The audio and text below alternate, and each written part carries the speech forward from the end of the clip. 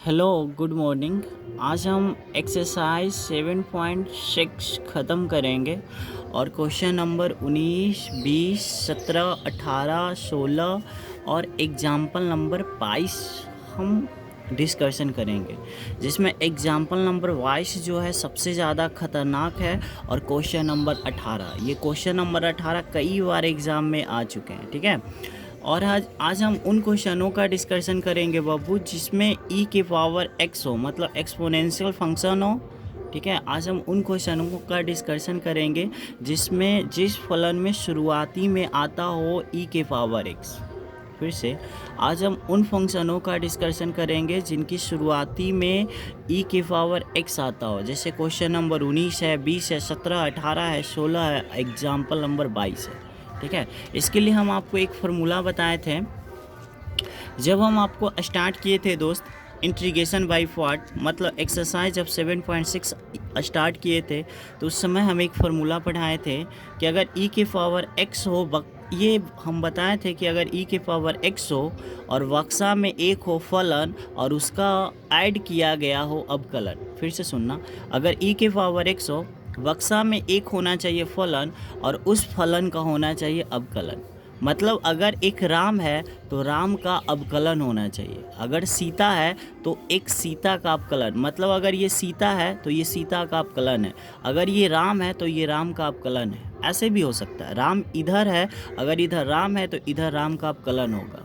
ठीक है, मतलब एक फलन होना चाहिए और उस फलन का होना चाहिए अवकलन। किसके केस में? प्लस का केस में। तो इतना बड़ा फार्मूला होता है कि ई के पावर एक्स हो, फलन का अगर जोड़ा गया हो अवकलन, तब आंसर आता है ई के पावर एक्स इंटू फलन प्लस चुस्ता, मतलब ई के पावर एक्स इंटू फलन प्लस कांस्टेंट। ठीक है, समाकलन कांस्टेंट, सी को बोलते हैं कांस्टेंट। अब हम एक नोट्स बनाते हैं, मतलब एक चार्ट हम बनाते हैं जिसमें एक तरफ लिखे हैं फलन और एक तरफ हम लिखे हैं अवकलन। फलन को इंडिकेट किया जाता है एफ ऑफ एक्स से और अवकलन को इंडिकेट किया जाता है बाबू एफ डैश एक्स से। जैसे कि हम आपको पिछले वीडियो जब मैं डिफ्रेंशिएशन पढ़ा रहा था तो उस समय बताया था कि 1/x के पावर n का डिफ्रेंशिएशन क्या होगा, मतलब 1/x के पावर नेहवा का डिफ्रेंशिएशन क्या होगा। तो उस समय हमने बताया था कि नेहवा माइनस में और नेहवा में एक जोड़ के प्लस सी। जैसे हम फिर से समझाते हैं, सॉरी ये तो मैं क्या बता दिया, हाँ डिफ्रेंशिएशन ही बताया था ना, इसमें सी नहीं लगता है। ठीक है, जैसे हम कहेंगे दोस्त कि 1/x की पावर n का डिफ्रेंशिएशन क्या होगा, तो पावर माइनस में और पावर में हम एक जोड़ के लिखते हैं।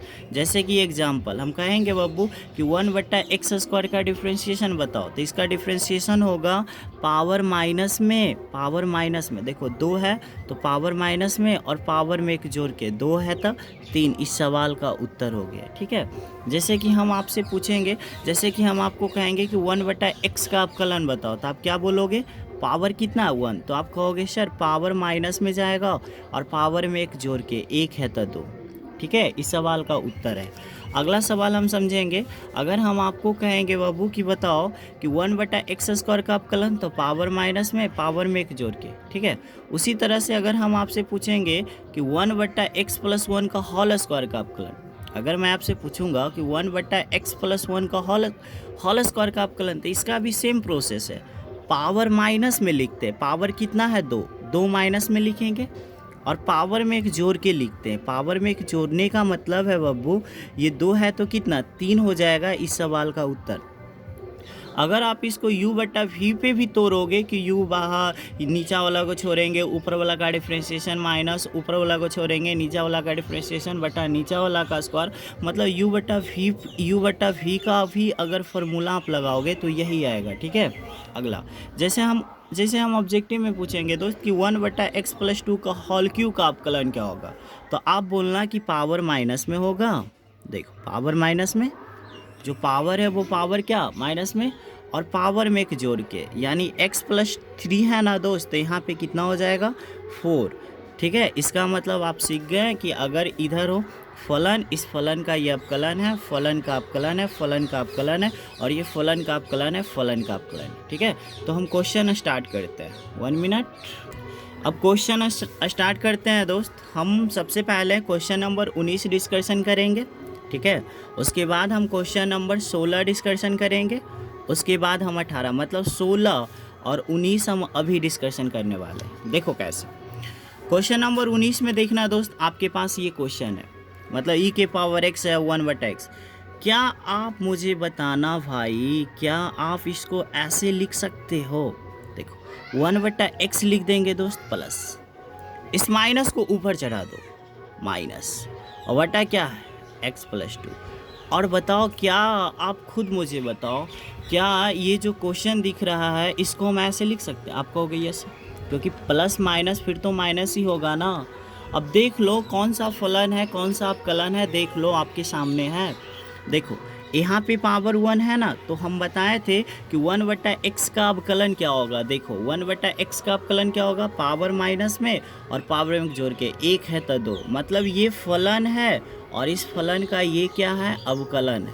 सेम वे उसी तरह से यहाँ पे देखते हैं कि 1/x का डिफ्रेंशिएशन क्या होगा, तो -1/x² होगा, मतलब पावर क्या, माइनस में पावर में जोड़ के, तो इसका आंसर क्या होगा, e की पावर x तो रहेगा ही रहेगा, प्लस फलन, फलन ये है कि ये है, तो आप कहोगे सर ये फलन है, तो फलन लिख देंगे और प्लस क्या कर देंगे, c, इस सवाल का उत्तर हो गया। ठीक है, e की पावर x इंटू फलन, ये क्वेश्चन भी है। नेक्स्ट, जैसे देखो दोस्त क्वेश्चन नंबर 16, क्वेश्चन नंबर 16 में आप जज करो कि फलन कौन है। तो साइन का डिफ्रेंशिएशन क्या होता है, कॉस, कॉस का डिफ्रेंशिएशन क्या होता है, माइनस साइन, यहाँ पे माइनस है क्या, नहीं, इसका मतलब है ये जो है ना इसको हम बोलेंगे फलन, और ये जो है ना कोस, इसको बोलेंगे इस फलन का अवकलन। तो देखो e की पावर x हो, बक्सा में हो फलन, फलन का जोड़ा गया हो अवकलन, तो आंसर क्या होगा, e की पावर x इंटू फलन। फलन क्या है, साइन है कि कॉस, तो आप कहोगे सर साइन, साइन को यहाँ पे लिख देंगे दोस्त और यहाँ पे क्या कर देंगे, प्लस c।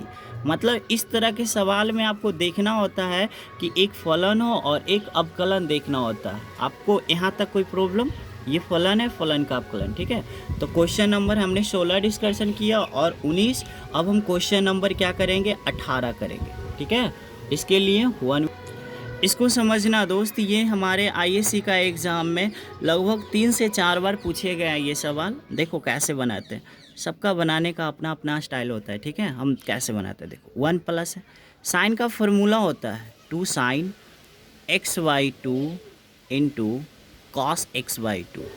अब आप कहोगे ओ माई गॉड कैसे, ठीक है, तो हम बता देना चाहते हैं दोस्त कि यहाँ से देखना, जब यहाँ 2x होता है तो यहाँ फार्मूला होता है 2 sin x into cos x, sine 2x का फार्मूला होता है 2 sin x into cos x। फिर से बोलना, साइन 2x का फार्मूला होता है 2 sin x into cos x।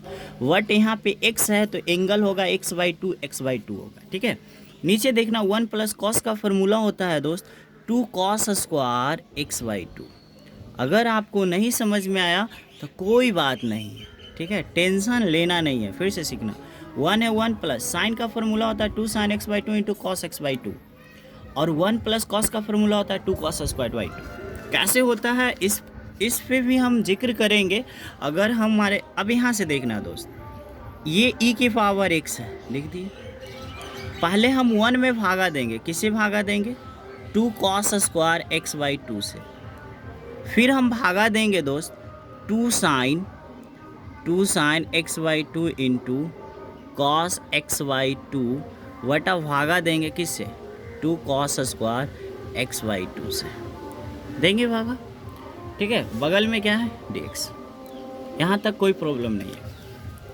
अगला स्टेप समझना दोस्त, अगला स्टेप, अगर अगला स्टेप आपको समझना है तो यहाँ से देखना, अगर e की पावर x 1/2 को रहने देते हैं, ये cos² है, ऊपर जाके क्या बनेगा दोस्त, sec²।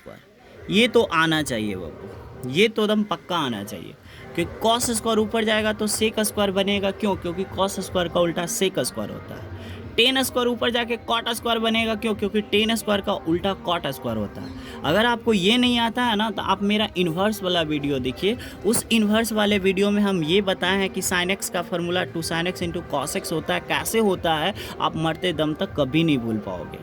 ठीक है, अगर आपको नहीं आ रहा है तो अगला समझना है। यहाँ पे देखना दोस्त, ये 2 से 2 कैंसिल आउट होगा क्या, यहाँ पे तो कॉस स्क्वायर ऊपर जाके सेक स्क्वायर बनेगा, बट यहाँ पे प्लस 2 से 2 कैंसिल। अब बताओ यहाँ पे कॉस कितना है 2 और यहाँ पे कॉस कितना है 1, तो एक कॉस से एक कॉस कट जाएगा, क्या बचेगा यहाँ पे देखना, ये 2 से 2 कट जाएगा सर, यहाँ पे कॉस कितना है 2, तो एक कॉस से एक कॉस कट जाएगा, तो ऊपर एगो साइन और नीचे एक कॉस बचा है, तो साइन और कॉस मिलके क्या बनेगा दोस्त 10, और यहाँ पे थीटा, थीटा का जगह पे कितना है x/2। अब इसमें आप जज करो कि फलन कौन है आप कलन कौन है। तो हम बता देना चाहेंगे दोस्त कि ये जो 10 है इसको हम लोग फलन बोलेंगे, और ये जो है सेक स्क्वायर 1/2 इसको हम लोग अवकलन बोलेंगे। अब आप कहोगे कैसे, तो चेक कर देते हैं। 10 का डिफ्रेंशिएशन क्या होता है सेक स्क्वायर x, यहाँ पे x/2 है तो यहाँ भी x/2, और डिफ्रेंशिएशन में x के गुणांक कहाँ लिखा जाता है गुना में, तो ये जो 1/2 है इसको गुना में लिखे हैं। आपका मन में चल रहा होगा कि सर ये 10 का डिफ्रेंशिएशन सेक स्क्वायर x तो सही है, लेकिन सर ये 1/2 कहाँ से आया। तो बाबू हम पहले भी डिक्लेयर किए थे कि जो ये 1/2 कहाँ से आया, तो ये जो 1/2 है x का गुणांक कितना 1/2, तो डिफ्रेंशिएशन में x के गुणांक बाहर लिखा जाता है और इंटीग्रेशन में भागा में लिखा जाता है। तो आप समझ गए होंगे, अगर आपको अभी भी समझ में नहीं आया तो आप कमेंट करना। यहाँ से देखना फिर से 10 का डिफ्रेंशिएशन सेक स्क्वायर x। अब सवाल है कि 1/2 कहाँ से आया, तो डिफ्रेंशिएशन में x के गुणांक गुना में लिखा जाता है, ठीक है। अब इसका आंसर क्या होगा, तो दम मामला सेट है, तो इसका आंसर क्या e के पावर x। फलन होगा कि अवकलन, तो आप कहोगे सर फलन, फलन क्या है 10x/2 प्लस c। देखो अब कितना का मन में ये भी चल रहा होगा सर ये दर्शाना पड़ेगा क्या। देखो भाई आप ये दर्शा भी सकते हो, क्योंकि f(x) का मतलब फलन होता है, f' x का मतलब